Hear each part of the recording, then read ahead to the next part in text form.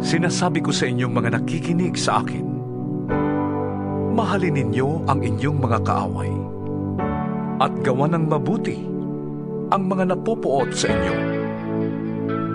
Pagpalain ninyo ang sumusumpa sa inyo at ipanalangin ang mga nang-aapi sa inyo. Kapag sinampal ka sa isang pisngi, iharap mo rin ang kabila. Kapag inagaw ang iyong balabal, huwag mong ipagkait ang iyong barong. Bigyan mo ang bawat nanghihingi sa iyo.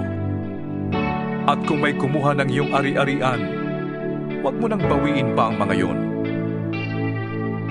Gawin ninyo sa iba ang ibig ninyong gawin nila sa inyo. Kung ang nagmamahal lamang sa inyo ang inyong mamahalin, ano pang gantimpala ang inyong hihintayin?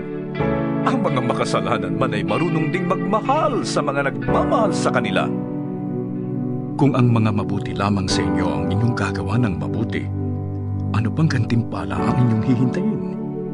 Kahit ang masasamang tao ay gumagawa rin yan. At kung ang makakabayad lamang ang inyong pauutangin, ano pang gantimpala ang iyong hihintayin? Kahit ang masasamang tao ay nagpapautang din sa kapwa nila masama sa pag-asang sila'y babayaran. Mahalin ninyo ang inyong mga kaaway at gumawa kayo ng mabuti.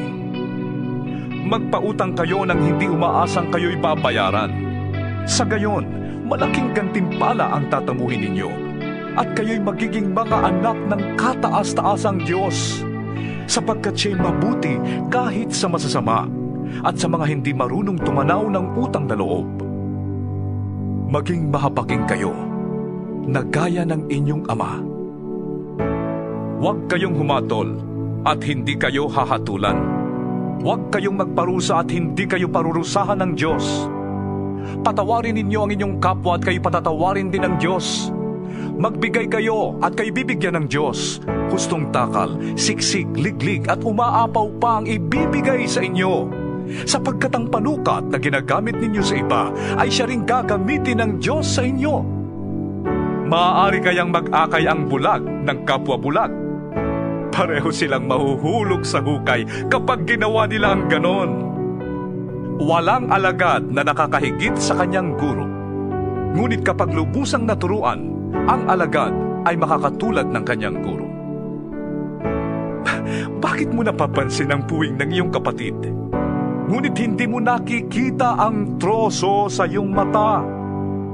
Paano mong masasabi sa iyong kapatid, "Kapatid, hayaan mong alisin ko ang iyong puwing," gayong hindi mo nakikita ang trosong nasa iyong mata? Mapagkunwari.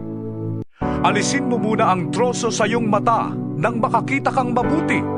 Sa gayon, maalis mo na ang puwing ng iyong kapatid.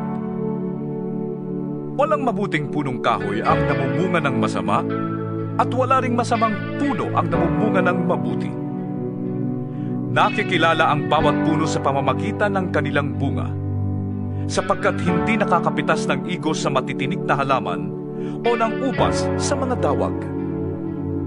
Ang mabuting tao ay naglalabas ng mabuti mula sa kanyang pusong sagana sa kabutihan, samantalang ang masamang tao naman ay naglalabas ng masama mula sa kanyang pusong tigib ng kasamaan. Sapagkat kung ano ang nag-uumapaw sa puso, ay siyang sinasabi ng labi.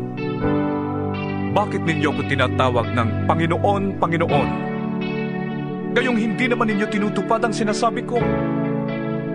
Sasabihin ko sa inyo kung ano ang katulad ng taong lumalapit sa akin, nakikinig ng aking mga salita, at nagsasagawa ng mga ito.